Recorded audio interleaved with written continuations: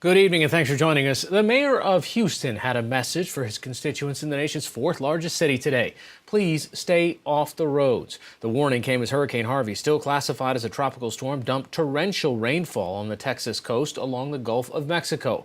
2 days after making landfall as a Category 4 hurricane Friday night, Harvey has weakened, but with little relief for millions of Texans.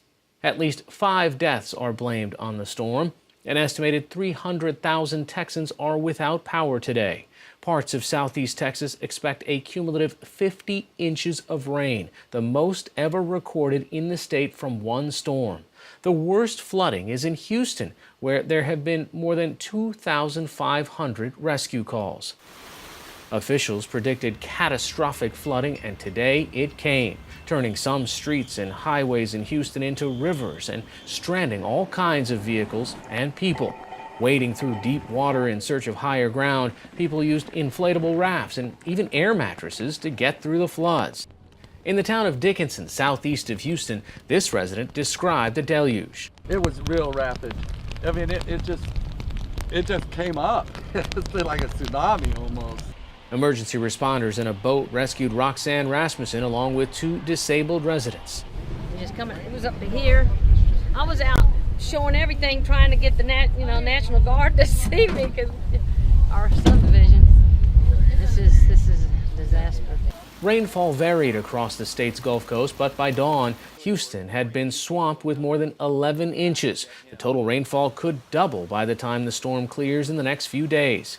Houston's fire department performed hundreds of water rescues. The U.S. Coast Guard deployed 5 helicopters and rescued more than 100 people in the Houston area. City officials urged residents trapped in their homes by rising floodwaters to go to their roofs, not their attics. The storm system is also creating tornadoes. This home video shows one twister touching down northwest of Houston. Houstonians are not under any mandatory evacuation orders. Houston Mayor Sylvester Turner defended that decision today. Every neighborhood, every community received water and flooded. Every bayou went over its banks. You cannot put, in the city of Houston, 2.3 million people on the road. That is dangerous. Texas Governor Greg Abbott says he's activated 3,000 National and State Guard troops and deployed 600 boats to protect human life. He also warned Houston is not the only city at risk. I realize there's a lot of focus on Houston right now. It's important not to forget the challenges that people in the counties outside and around Houston are suffering because of the immense rainfall. The Federal Emergency Management Agency, FEMA, coordinated relief efforts from its regional center in Denton, near Dallas. In an interview today, FEMA Administrator Brock Long said nearly 5,000 federal government workers are involved in the response. We're already pushing forward recovery housing teams. We're already pushing forward forces to be on the ground to implement National Flood Insurance Program policies as well and doing the inspections that we need. So we're setting up and gearing up for the next couple years.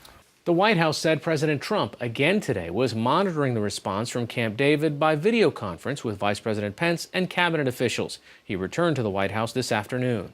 On Twitter, the president called the storm a once-in-a-500-year flood and said he would visit Texas, quote, as soon as that trip can be made without causing disruption. The focus must be life and safety.